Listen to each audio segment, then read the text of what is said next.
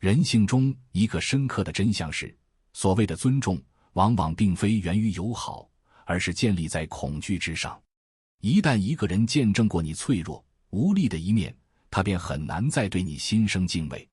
这种心理根深蒂固，哪怕你后来经历了天翻地覆的变化，那些曾经熟悉你的人也只会用旧有的眼光看待你，脑海中定格的永远是你最容易被掌控、最不堪一击的模样。他们往往意识不到人是可以彻底蜕变的。更重要的是，当一个人完成了这样的蜕变，周围的人必须调整自己的态度，用全新的视角审视他，甚至对他产生敬畏乃至恐惧。然而，这种转变对于旧时来说几乎是不可能的任务。我们可以从历史中找到例证。想想那些开国皇帝，为什么他们在建立王朝后常常选择屠戮功臣？原因并不复杂。这些功臣大多曾与皇帝并肩作战，见证过他最卑微、最平凡的时光。即便皇帝登基，他们的内心深处依然难以完全臣服。他们或许会在表面上行礼叩拜，但眼神中却流露出轻慢。你不就是当年那个不起眼的小人物吗？如今不过是运气好罢了，竟在我们面前摆起架子。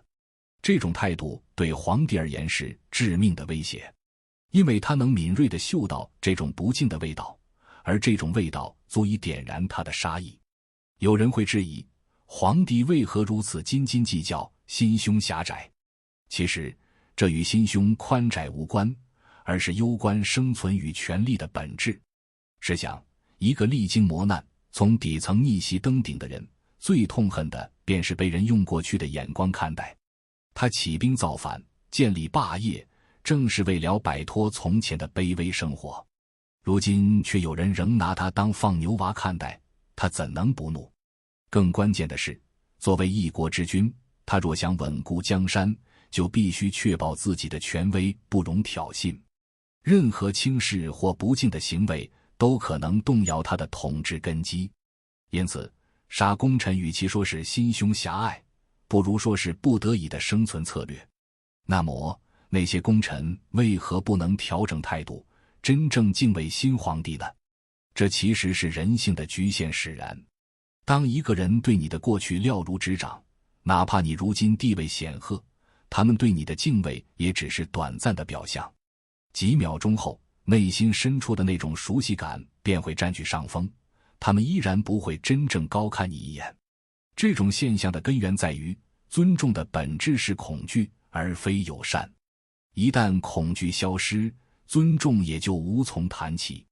明白了这一点，我们就能得出2个重要的处事原则，适用于每一个希望改变命运、摆脱过去束缚的人。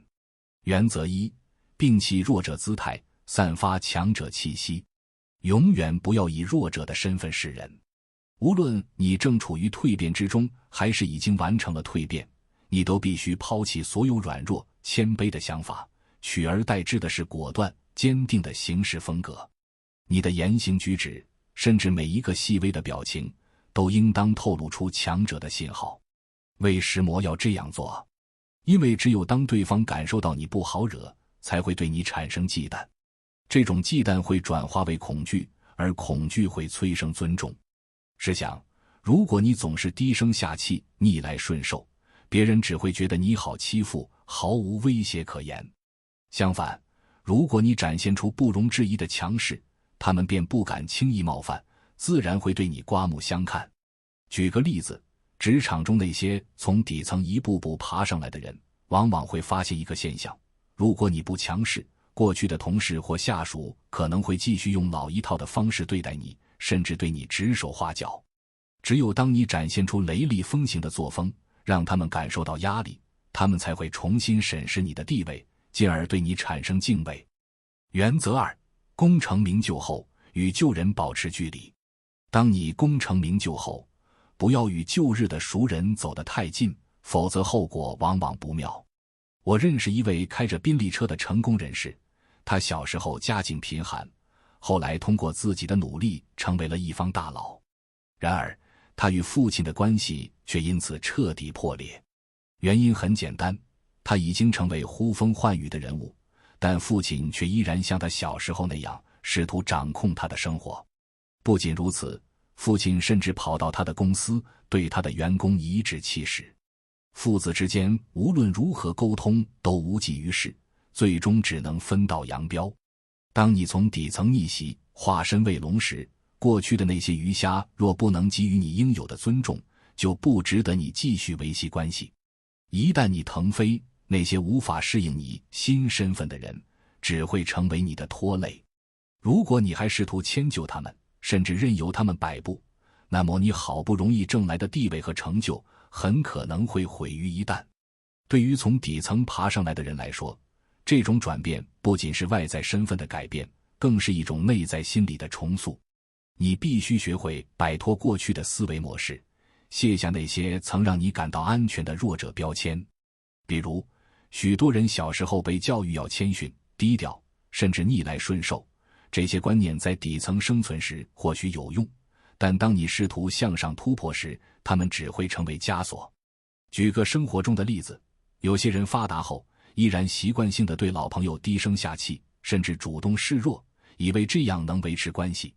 然而他们很快会发现，这种姿态只会让对方得寸进尺，甚至变本加厉地轻视你。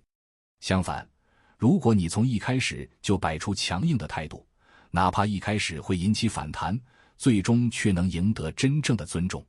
有人可能会问，难道人与人之间不能建立在友善而非恐惧的尊重之上吗？理论上或许可以，但在现实中，这种理想化的关系极其稀有。人性是自私的，尤其在利益冲突或地位悬殊时，友善往往只是表象，真正的尊重依然需要力量和威慑作为支撑。比如在商业谈判中，为什么有些人能让对手毕恭毕敬？不是因为他们多么和蔼可亲，而是因为他们掌握着资源、权力或不可替代的价值，让对方不敢轻举妄动。这种不敢就是恐惧，而恐惧带来了尊重。面对那些固守旧印象的人，最好的办法不是试图说服他们，而是直接用行动证明你的改变。言语往往苍白无力，只有当你的行为让他们感受到切实的压力，他们才会不得不调整态度。比如，你可以通过果断拒绝他们的无理要求，或者在关键时刻展现自己的实力，让他们意识到你已不再是过去的你。更进一步，如果你发现某些旧人始终无法接受你的新身份，那就果断割舍。人生有限，与其浪费时间在无法改变的人身上，不如专注于那些能与你并肩前行的新伙伴。毕竟，真正的强者不需要靠过去的认可来证明自己，他们的价值体现在当下的作为和未来的成就。有句话是这样说的：金鳞岂是池中物，一遇风云变化龙。如果你也是从底层逆袭上来的角色，已经成了龙，以前的那些臭鱼烂虾如果不给你应有的尊重，那你就该立刻抛弃他们。一旦你还任由他们拿捏你，那么你也很快会被打回原形。今天先分享到这里，如果对你有帮助，欢迎按赞订阅智慧补丁，超越自我，完善人生。